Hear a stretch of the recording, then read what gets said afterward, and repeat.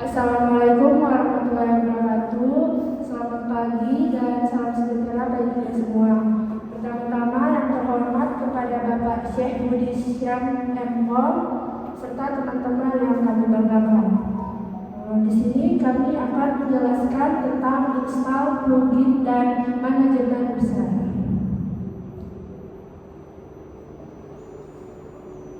Sebelum kita melanjutkan presentasi pada pagi hari ini, izinkan saya ingin memperkenalkan anggota kelompok 9. Yang pertama ada saya sendiri, Dina Rosa Febrianti, dan ada Wafik Aziza, dan ada Berlian, dan ada Syifa Nida, dan ada Levita Adelia Amanda, dan ada M. Alvin, dan ada Nizra Rafida.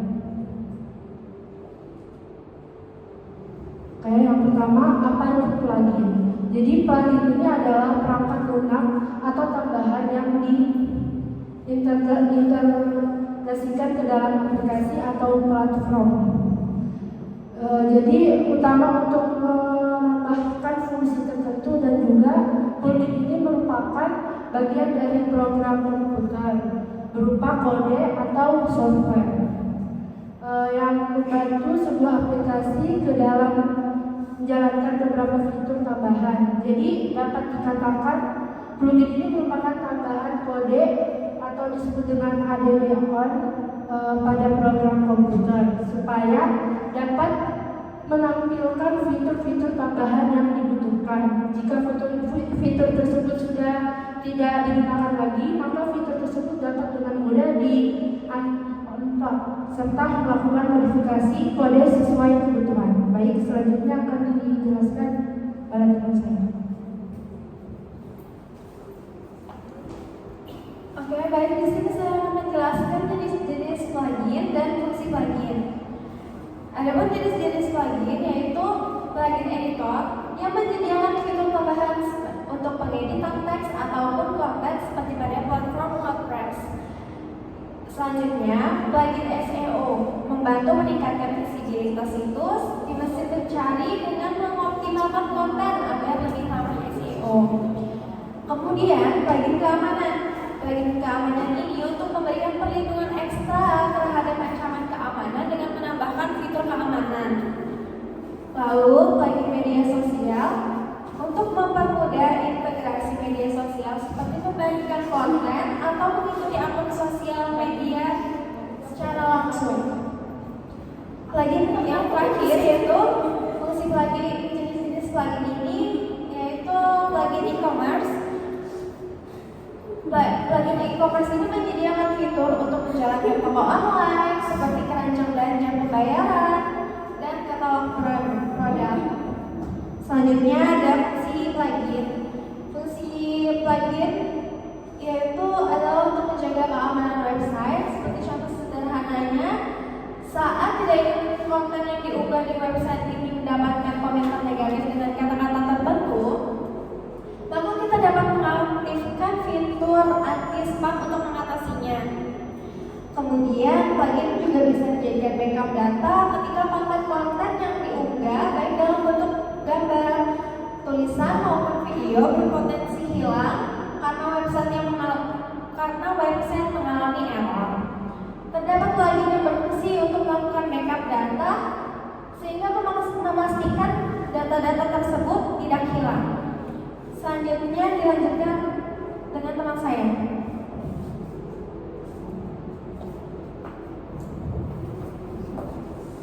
Terima kasih Syifa Nida. Di sini saya akan memberitahu cara menginstal plugin. Jadi pertama-tama kalian buka dulu di web atau di Safari atau dimanapun https wordpress.org plugins, dan kalian bisa juga mendownloadnya dengan gratis. Sama seperti halnya pada tabs file download plugin juga dalam bentuk kompresi .zip. Untuk lebih memudahkan dalam mengupload ke blog, di halaman plugin yang ada download ada petunjuk installation dan juga screenshot dari plugin tersebut. Berikut langkah-langkahnya. 1. Login ke halaman wp admin. 2. Klik menu plugin, terus add new. Kemudian Anda akan dipandu ke halaman instalasi plugin. ketiga, pilih upload plugin. Kemudian choose file, pilih plugin yang telah di-download sebelumnya. Yang keempat, pilih file plugin yang akan diinstal lalu klik open. Yang kelima, kemudian klik install now. Untuk melanjutkan proses instalasi, apabila instalasi berhasil maka akan muncul pesan plugin installed successfully. Kemudian klik link activate plugin untuk mengaktifkan plugin yang selesai kita install. Terima kasih. Selanjutnya akan dijelaskan teman saya. Selanjutnya ada user. Dari Cambridge Dictionary mendefinisikan user ke dalam dua kategori, yaitu formal dan informal. Dari segi formal, user adalah seseorang yang menggunakan suatu produk mesin atau layanan. Kata user di sini dapat mengacu ke pengguna aplikasi. Sementara dari segi informal, user adalah seseorang yang memanfaatkan orang lain demi keuntungan tertentu. Kata user di sini dapat mengacu ke hubungan tertentu, baik percintaan maupun profesional antar pemberi kerja dan pekerja.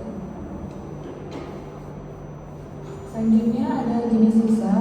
Jenis user itu ada dua, key user dan end user. Key user sendiri adalah pengguna dari suatu departemen yang memiliki pengetahuan lebih tentang proses bisnis perusahaan tempatnya bekerja, sehingga bisa menentukan sistem dan aplikasi yang akan digunakan untuk memudahkan proses bisnis. Key user juga memahami dampak dari penggunaan sistem dan aplikasi tersebut. Maka dari itu, key user umumnya adalah manajer dari suatu departemen. End user adalah pengguna dari aplikasi yang ditentukan dan dikembangkan oleh key user.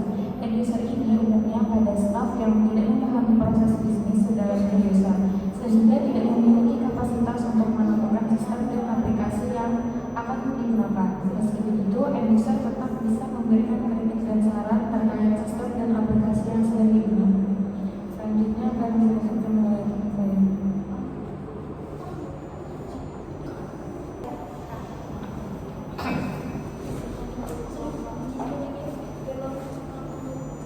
Baik, saya akan menjelaskan fungsi user.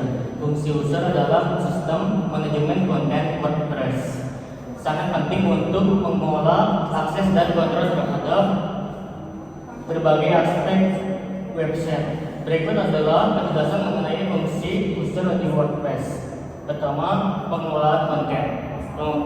Pengelolaan konten bisa mengatur, membuat, mengedit, dan menghapus konten di situs web sesuai kebutuhan. Kedua, keamanan akses.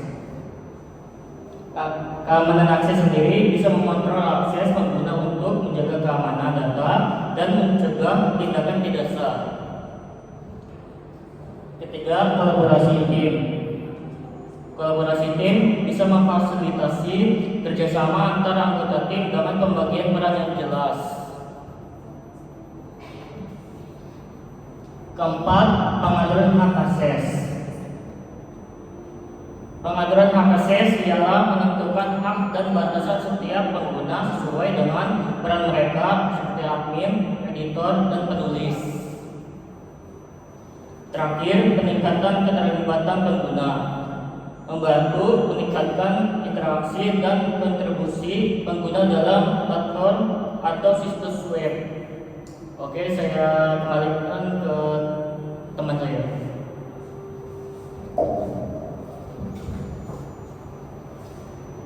Baik, selanjutnya ada cara manajemen user.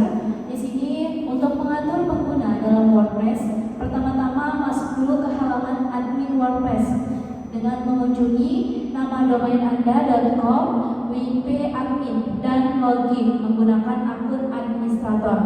Setelah itu, buka menu user atau pengguna yang ada di sisi kiri dashboard untuk melihat daftar pengguna yang sudah terdaftar. Setelah itu, jika Anda ingin menambah pengguna baru, klik add new atau tambah baru, lalu masukkan informasi seperti username, email, dan kata sandi, serta pilih peran pengguna yang sesuai seperti administrator, editor, author, kontributor, atau subscriber. Setelah selesai, klik add new user untuk menyimpan pengguna baru tersebut. Jika ingin mengubah informasi pengguna yang sudah ada, pilih nama pengguna yang ingin diedit. Kemudian, ubah data yang diperlukan, seperti nama, email, atau peran pengguna. Lalu, klik Update User untuk menyimpan perubahan. Jika Anda perlu menghapus pengguna, cukup pilih nama pengguna yang ingin dihapus. Klik Delete atau Hapus, dan pilih apakah konten yang dibuat oleh pengguna tersebut akan dihapus atau dipindahkan ke pengguna lain. Dengan langkah-langkah ini, Anda sudah dapat mengelola akses pengguna dengan mudah di situs WordPress sesuai kebutuhan. Assalamualaikum warahmatullahi wabarakatuh. Nama saya Lovita Delia Amanda dengan NIM akhir 107. Di sini saya akan menjelaskan materi terakhir, tutorial mengedit profil pada WordPress manajemen user. Pertama-tama masuk ke dashboard admin WordPress dengan membuka halaman nama domain anda.com dan login menggunakan akun yang memiliki akses administrator. Setelah berhasil login, klik menu user atau pengguna yang ada di sidebar kiri untuk melihat daftar pengguna yang terdaftar di situs. Kemudian cari nama pengguna yang ingin Anda edit dan klik edit yang ada di bawah nama pengguna tersebut. Di halaman edit profil, Anda dapat mengubah berbagai informasi pengguna seperti nama dan nama belakang, alamat email, dan biografi. Selain itu, Anda bisa mengganti foto profil atau avatar pengguna dengan menghubungkan akun ke Gravatar serta mengubah kata sandi jika diperlukan. Setelah selesai melakukan perubahan, klik update profile atau perbarui profil di bagian bawah halaman untuk menyimpan semua perubahan yang telah dilakukan. Dengan cara ini, Anda dapat dengan mudah mengelola dan memperbarui informasi profil setiap pengguna di situs WordPress Anda. Sekian dari saya. Sekian dari kelompok 9. Saya akhiri, terima kasih. Wassalamualaikum warahmatullahi wabarakatuh.